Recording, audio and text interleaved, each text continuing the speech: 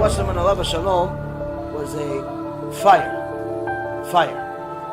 One of the Gedolei Adol at the time of the Holocaust got murdered during the Holocaust by the evil Nazis in Machshimam v'Zichram, despite the fact that he had free and clear multiple opportunities to stay alive.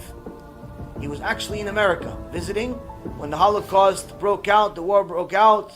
He decided to go back to Germany. They said, yeah, but they're going to kill you over there. He says, all my students are in Germany. I'm not going to leave my students at the time they need me. They're going to kill you. I'll die with my students. So now Rav Wasserman was a Ish Kodesh. Fire came out of him. Fire. Mamash, Hadruach Kodesh.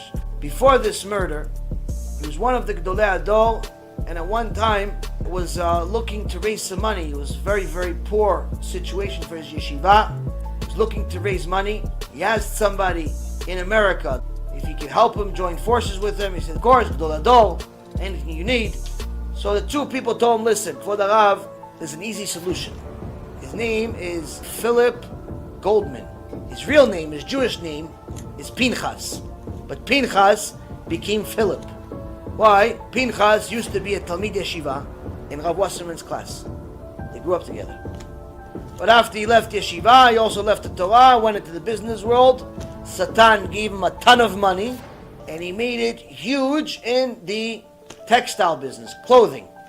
Became a huge manufacturer in jackets and all types of sweaters and so on and so forth.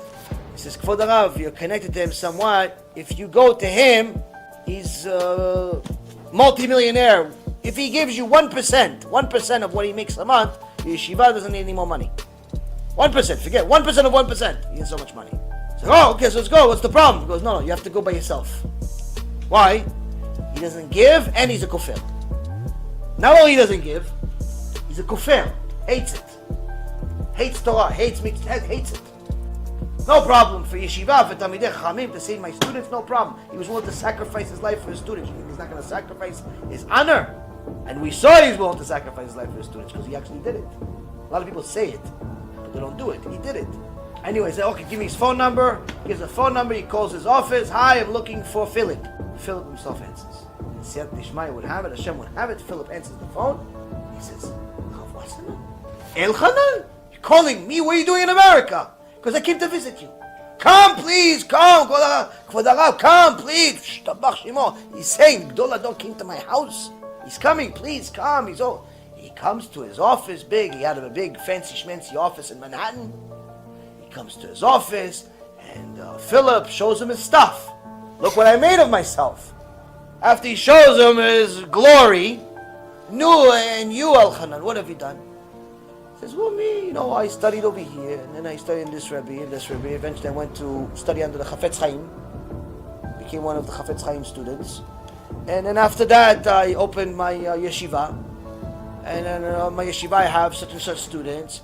And he sees that on the face of Philip / Pinchas, he starts seeing that Pinchas is starting to hate himself.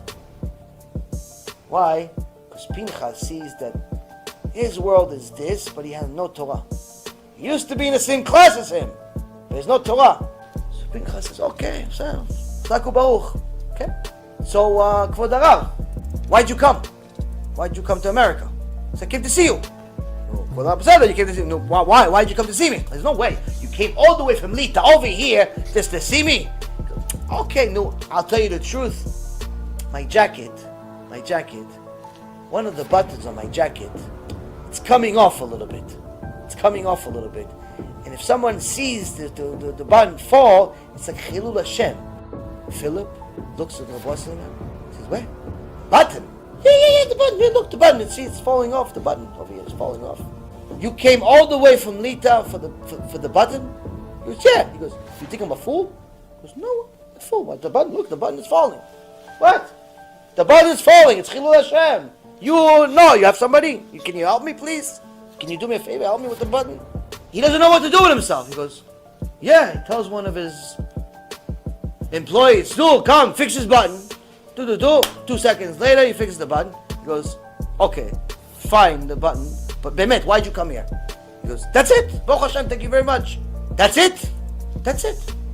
can't sleep. He calls, he finds out where he is, he gets him on the phone at 2 o'clock in the morning. He's, Kvod Harav, please tell me, I can't sleep, I can't stop thinking about it. Please tell me why you came. He goes, I only came for the button. He goes, you have to come to my office, please. He goes, okay, listen, you're my old friend, I'll come to you right now. He comes to him, by the time he arrives to him, it's 3 o'clock in the morning. 3 o'clock in the morning, Dolador arrives at his factory in Manhattan, and he tells him, hey, yes, why did you come for the Rav? Please tell me, why did you come? There's no way. I'm not a fool. I'm not an idiot. I know you for many years. You're a smart guy. You went 2 weeks on the boat. You came all the way from where you were to the United States, to the Bronx, to Manhattan, all the way to me, for me to fix the button? He says, oh, it bothers you that I traveled 2 weeks just to fix a button? What about your neshama that traveled from Olam HaEmet in Shamayim? That just to travel from Olam HaEmet, to go from one chapter to the other, is 500 light years. And to go from one rakia to the other is another 500 light years. And to go from the other one is 1,000 light years. And to go all the way to the Kisei HaKavod is all of the light years, another 3,500 light years. You came from where Hashem Yitbarach was, the Kisei HaKavod, all the way over here. For what? Why did you come here? To make a button. Because that's what you do. So I came to help you make a button. The guy starts hysterical crying. He says, I never realized it, how much a fool I am. My neshama was given to me by Hashem Yitbarach, came from Olam HaEmet, traveled thousands of light years to come to this world, and all I do and all I am worth is to fix a button.